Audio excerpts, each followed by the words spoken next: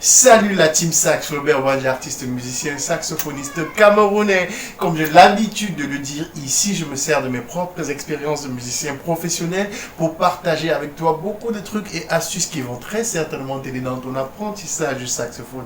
Alors si tu es saxophoniste en devenir, si tu es mordu du sax, passionné de musique, passionné de tout ce qui est saxophone, de tout ce qui est musique en général aussi, hein. Alors ne bouge pas, je pense que tu es au bon endroit et on se retrouve tout de suite juste après ceci.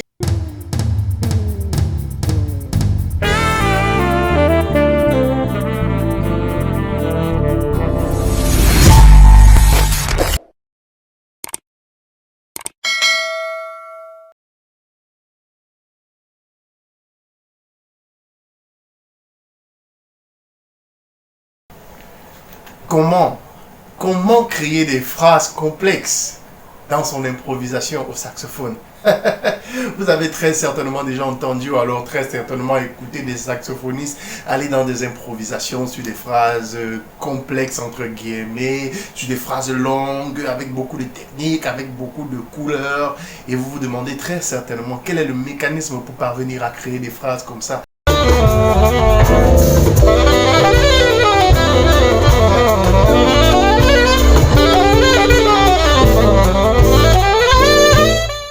Ce qu'il faut savoir en musique en général et en improvisation en particulier, c'est qu'une phrase complexe n'est qu'un ensemble de choses simples.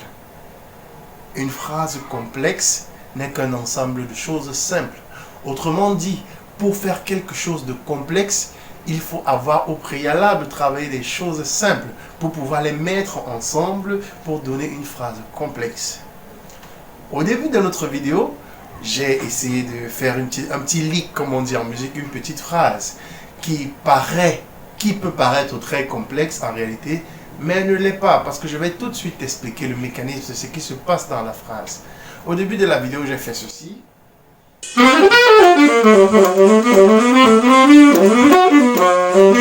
Alors ça, c'est la phrase que j'ai fait au début de la vidéo. Et je t'explique tout de suite ce qui se passe. Le premier mouvement de ma phrase, c'est celui-ci.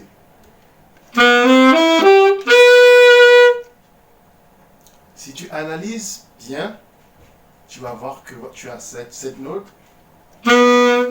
qui est le si, qui est le do,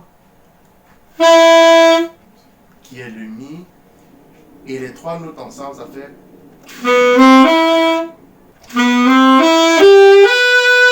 Tu as si, do, mi, sol, si.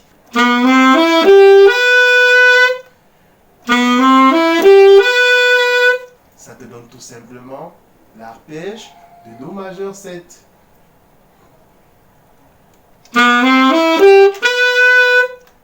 Sauf qu'au lieu de commencer par la fondamentale, j'ai commencé par la septième. La suite de la phrase. Quand tu analyses ce mouvement, ça te donne tout simplement l'arpège de ré mineur. Tout bêtement. Ensuite, on a.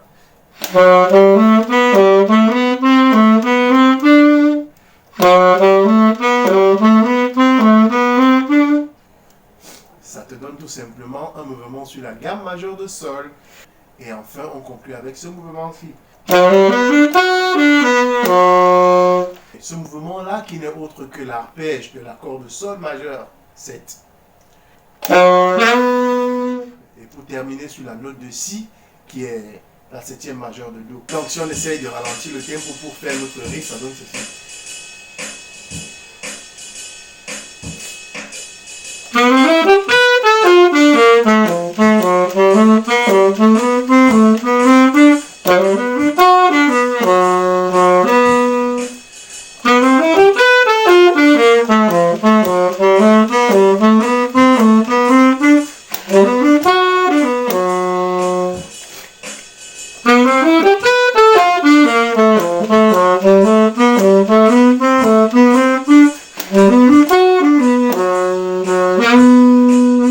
Là, tu as vu qu'en décortiquant la phrase élément par élément, je t'ai expliqué en fait tout ce qui se passe dans ce petit riff qui semble complet, qui semble un peu long. Et naturellement, on peut faire des riffs beaucoup plus longs. Mais j'ai choisi celui-ci pour des raisons pédagogiques, pour t'expliquer brièvement ce qu'il en est, en fait, de la phrase longue et complexe. Donc, alors sur cette phrase, j'ai tout fait pour que tu te rendes compte de la simplicité dans la complexité. Alors, quelque chose de complexe, ce n'est que des choses simples mises en commun, mises ensemble, pour donner quelque chose qui semble complexe, tu vois. Et sache-le et garde-le en esprit, tout ce que tu vas entendre les musiciens en général et les saxophonistes en particulier faire dans leur solo, des longues phrases, des longs riffs, sache que ce sont des choses qu'ils ont travaillé de manière individuelle, très lentement. Ce sont des petits exercices, des petites choses complexes qu'ils ont créées ou alors qu'ils ont reproduit, qu'ils ont appris, hein, nous tous d'ailleurs. Et ils ont juste mis ensemble ces petites choses pour créer des choses complexes. Donc voilà ce qu'il en est. Donc pour créer une phrase complexe, il faut déjà au préalable avoir travaillé des choses simples, les avoir maîtrisées et avoir la capacité et l'aptitude de les mettre ensemble. Et toujours garder en esprit de créer de la musique, comme je dis toujours. Créer de la musique, créer une phrase musicale qui a du sens selon le contexte dans lequel on se trouve. Alors je pense que sur ce, voilà tout ce que j'avais à te partager aujourd'hui.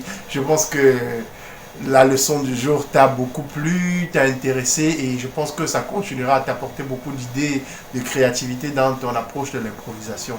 Alors je vais t'inviter tout simplement à faire ce que je te demande tous les jours, à me laisser un pouce si ce n'est pas encore fait, à t'abonner si ce n'est pas encore fait, à partager la vidéo pour que d'autres personnes comme toi puissent profiter de ce petit partage. Et sur ce, on se dit à bientôt. Ciao, bye bye.